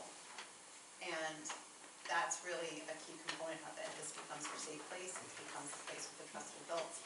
And when the adults feel that they have the skills, and they have the, you know, we're all faced with this post-pandemic world, like we've said, with absentee rates and with apathy in new ways that we've not seen before. And the traditional things that we've always done that just don't have the same effect that they once had. And so in helping us to become better and to strengthen ourselves, we then can create a better place for students to be engaging that help us to understand these nuances and to really reach them in new ways. And when students want to come to school, when there are things like school-wide incentives and for absentee, like, you know, on the announcements, for example, this is just an example, something like, we're so excited to see every single person in Mrs. So-and-so's class, and Mr. So, they were here today, yay, and the kid, it becomes like, well, we want to win, so now you, as an adult, like, okay, we want to get our names on the announcement, we want to do, and you bring the kids and partners into it, you bring the parents as partners into it, but you have the hub of that, and this is the place kids want to be. And when they want to be here, you know, those of us that have had the privilege of raising children, we know what it's like when they want something, they're going to be like, come on, come on, come on, I can't miss this, I want to get there. And that's what we're creating by starting with the adults, and then that transfers over to the children, and that becomes the thing we're like, come on, come on. And so we want them to want to be here. We want it to be important to them to have those goal-setting options, those chances to shine. And the more we create those opportunities, and we get that as part of our regular, you know, way we do business, if you will, that transfers to children's how they do business. And it's, you know, a rising tide lifts all boats.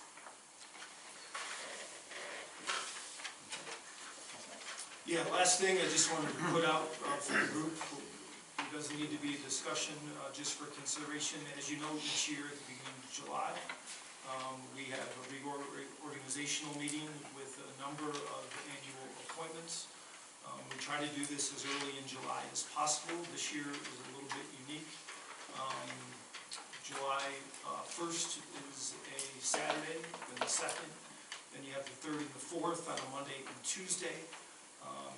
You know, we usually just try to do this somewhere in between, and some years the 4th is on a different day. Sometimes in some districts, it's done before the 4th. This year, one suggestion might be to do it on the evening of July 5th, which is a Wednesday. I don't know if that would work for the board or not, but at some point, we'll need to decide on a date in which that can happen. So if you could check your calendars, in the update this week, I'll send something out looking for some competition. But again, that would be the idea of Wednesday, July 5. When does this have to occur by the 10th? I don't know if there's There is a have date. to. There is a date. I'm not, off the top of my head, I'm not sure, but it would be like into the, we can't go past like the 2nd week of July. Because the, Excuse me? I feel like it's the 9th or the 11th or something like that. yeah, so the earlier the better. And I can never be here from the second Saturday to the third Saturday in July, ever.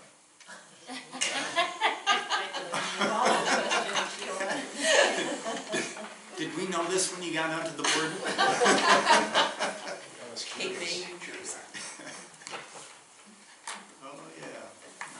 Okay, we'll have to discuss that. Okay, what's that? Yeah, I was just Googling it real quick to see if I could come up with it. It's in our policy that. So the board is reserved this time to hear comments from the audience. Those wishing to address the board are asked to stand, give their name and address, and limit their comments to 5 minutes or less. Is there anyone who would like to address the board on any subject? Ms. Putney, you don't want to comment on the kindergarten presentation and the one handsome guy, the teacher? You don't want to say anything about that? You're good, okay. Nobody else, all right.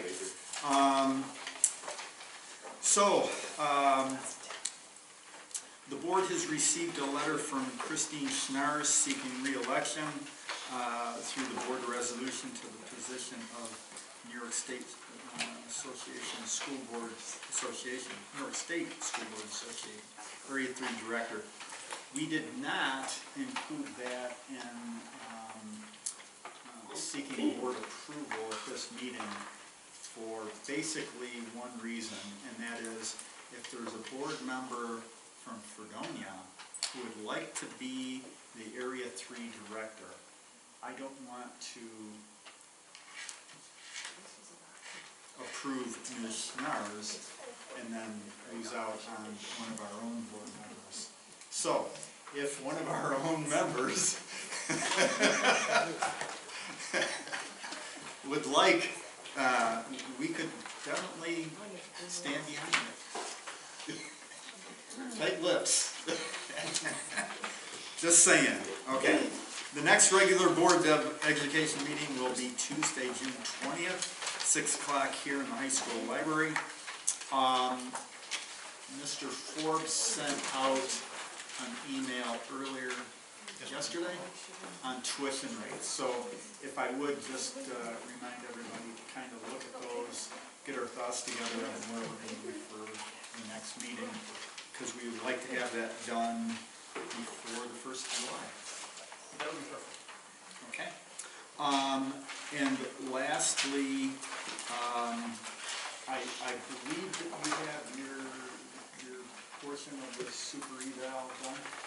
It is done, although we had a little glitch inputting things today.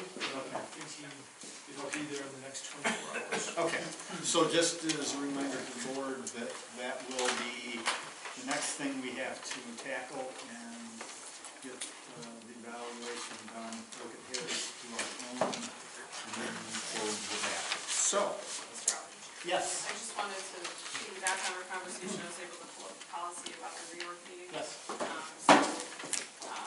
Our policy states that the reorg meeting will be held on the first Tuesday of July, unless it's a legal holiday, in which event it shall be held on the first Wednesday in July, which would be the 5th. Okay. We do have the option to pass a resolution to change the date, but it has to be within the first 15 days of July. Okay. Okay. So nothing after July 15th, basically. Within, before the 15th, okay. And we'll just have to really, well, you can't do it the 2nd. I know that, dates I can't do it are the 8th to the 15th of July. So I can do it the 5th. You could do it the 5th. And it's a meeting that I would really like I like to everyone be there. to be there. Yeah. Okay. Check our calendars.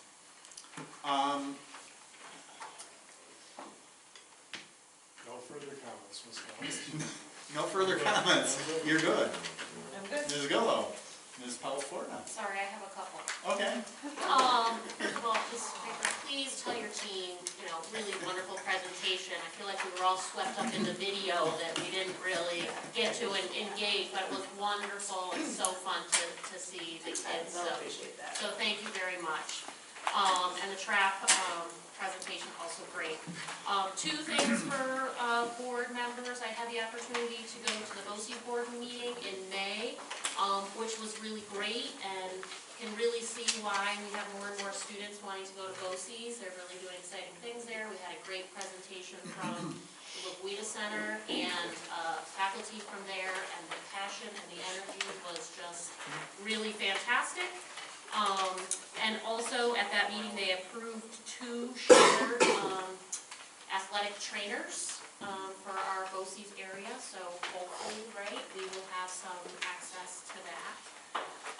The other thing that I did want to comment on is that I had the opportunity to attend the end-of-year counseling advisory council, I think is the official title, yesterday. And just really the amount of work that our student services and counseling departments are doing in the district is incredible, but also very apparent at every building, the need that we have, that we've been talking about tonight. So I definitely look forward to, and I talked to Dr. Wright about the opportunity, I think important for all of our board members to kind of have some additional insight into that. So, but certainly opportunity and continued support for that area. So, but those were my comments. Appreciate that. Appreciate it. Thank you. Mr. Hall.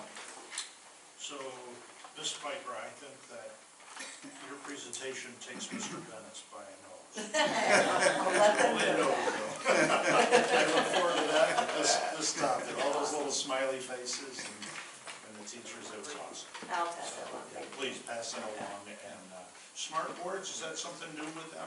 I see that, or has that been right along? They're in the interactive TVs they've had for a couple of years, thankfully, they've been able to utilize them. Okay, well, it's been probably 4 years since I've been down there. Come on down. Yeah, I know. But, yeah, so please pass that on. Absolutely, thank you. And, yeah, I would just like to make the statement that Mr. Kenny has been the spearhead on that track club, and it was just awesome. None of the guys are here, but yeah, it was just awesome. Yeah. And I think he did a lot of that on his own.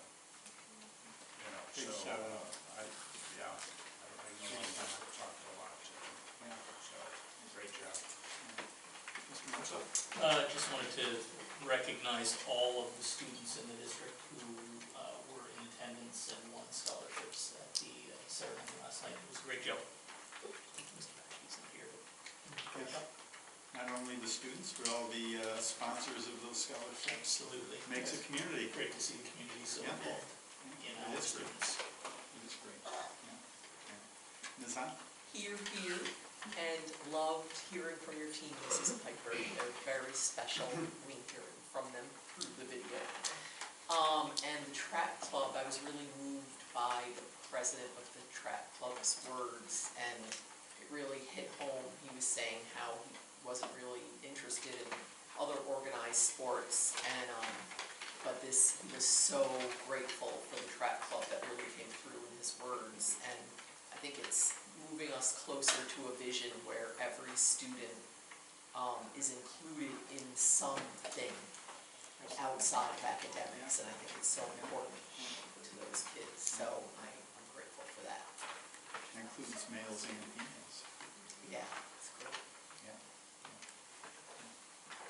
We're going to change things up, go the other way. Ms. Piper? It's June in kindergarten and pre-K. So it's, great fun, they're having a lot of fun. Kindergarten, I have been visiting first grade team. They came up to the elementary school on Monday. They have another group coming tomorrow. Thursday, yeah. I won't steal this thunder, but special needs tomorrow, so we're excited about that. Been visiting the Audubon. They've been out in the upper classroom. Field days coming up, so lots of really fun, great stuff. Ms. Farrow? Well, tomorrow at SUNY Fredonia and Steel Hall and the surrounding areas is the local Special Olympics event. Starts at 10 sharp, opening ceremony, so if you have the opportunity to stop over, they'll do the opening ceremony games, lunch for the participants, and just a lot of fun. We have only a small group going this year. It's the first year they've had this event kind of full out since 2019, believe it or not, I think, right? Really? Yeah, because it didn't happen in 20, and they've done some different iterations of it over the last couple of years that have been remote, but, so we have about maybe 20 kids going, and some classrooms from Wheelock are going as well, so it should be a nice day for those kids. And sort of along the same line, and really piggybacking on what you just said, about including everybody in something, Kristen Tomaszewski, on behalf of our district, submitted an application to the National Special Olympics Organization for our school to be considered to be a unified champion school, is what it's called. So applications are reviewed in July and August, and determinations are made by September. And any schools that are selected are given what's called, national banner status. And you have that status if you're chosen for 4 years, and then you can reapply. But being a unified champion school indicates through a variety of activities, factors, and sustainable plans, that a school exudes a sense of collaboration, engagement, and respect for all members of the student body and staff. So we're really hoping that that happens. I know Kristen has worked really hard on that. She and Darren and I met with the gentleman from the local Special Olympics organization, and we went through their 10 commitments, their national standards that we have to commit to, and we went through all of those and made sure that we checked all those boxes. So more to come on that. So you have 20 special ed students. Do you have any other students, like from the Unified, going as, I want to say, officials or to help with the Special Olympics? Not this year, no. But we have student classrooms from general education classrooms, kindergarten classrooms that are going to cheer on their classmates. So, yeah. Okay. So a couple of buses of kids going on. Great. That's great. Thank you. Mr. Drummond? Yes, we had a fun day today at the elementary school. The Buffalo Science Museum has a traveling road show, and they came down and did a presentation for our 3rd grade class today. They did 40-minute rotating stations, and the kids had some, we did magnetism, static electricity, solids, liquids, gases, and a few other rooms, but it was pretty cool, engaging for the kids. So that was fun. And then we also had a guy called Nickel City Reptiles come down. He comes in with a van full of reptiles. We kind of tried it out this year, but it was so well received. We want to bring this guy back. It was nice. We did it outside today. A little alligator and things like that. It was cool. Snakes? And then, what was that? Snakes? Yeah, there were some snakes. Yeah, it was. I don't like snakes, but that's okay. Yeah, I know. But the kids loved it, so that was great. And then I want to thank Aaron Marshall. A couple months ago, you approached me about the flag, what the flag means to me competition. So all the 4th graders in Chautauqua County, through the Chautauqua County American Legion, they have an essay writing competition. And on this Saturday, a 4th grader from our school took 1st place in all Chautauqua County, and as well as 5th place. So those kids won a little cash prize and a nice plaque, and they had a ceremony. So it was really pretty cool to see the kids do that. And that's all I have. And that was Mr. Kacklemeyer's son. Yeah, his son's in 5th place, yeah, so it was exciting for him, so, yeah. So thank you for that. Thank you. Ms. Trutman? Let's see, our 8th graders went to Russell Joy Park on Friday to celebrate the end of the year. They had hot dogs, they played some games, they had a really great time. I want to thank Amy Lauer and our science department. We just finished up our science state assessment at grade 8, and so we had quite a few kids take it. This will be the last year of this assessment. Next year will be new, so we're working on that. This Friday at noon, we will be having our 8th grade recognition. We moved it to the day because it just was too hard to compete with all the extracurriculars, town teams. So we'll be celebrating our 8th graders on Friday. Our 5th graders will be going to the Dunkirk Lighthouse on Friday as well, and it's always a great trip, and they learn a lot about it. Our 6th graders on Tuesday of next week will be going to Waldenrear. They earned a lot of money making pancakes and serving those, so they're so excited to go there. Our 4th graders will be coming up to visit us on Monday, June 12th. So it's our first interaction with them, and we kind of take them around and show them a tour and kind of talk about what middle school will look like. And then next week, at the end of the week, we begin exams, so we're kind of getting kids ready for that. Right there, isn't it? Dr. Lee? It's just such an exciting time of year with all the celebrations across all of the buildings. And I just want to give a shout out to our grounds and our custodial staff, because it is a lot of setup, tear down, setup, tear down, setup, tear down for different things and different functions happening all over the place. So I just want to give a shout out to their hard work that when we all show up as audience members is done, and then they're there afterward, tearing it down and getting ready for the next awards assembly. So, but it is it's certainly an exciting time of year to see all the celebrations, and we have more this week and next week. So it's just you sit back and you get to see the growth in the students that you saw come in September, and that's always just a remarkable thing. So that's it. Forgot, probably the most important thing I should have shared. Ellen Foley is going to Albany on Thursday. Is one of the top 3 candidates for New York State Teacher of the Year. There's over 200,000 teachers in the state, just to put that in perspective. She's being interviewed by a panel of 12 fellow teachers and state ed employees, so please send your good mojo to Ellen, but even if this is as far as she gets, it's quite amazing. Let's applaud.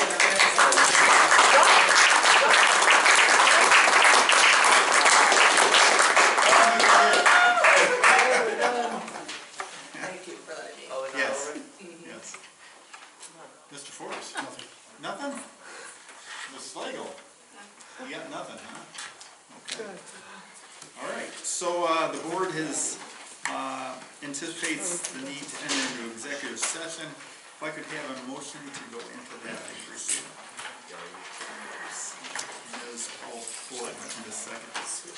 Thank you, Mr. Rock. All those in favor signify by saying aye. All opposed. We are in executive session at 8:01. Thank you, everyone.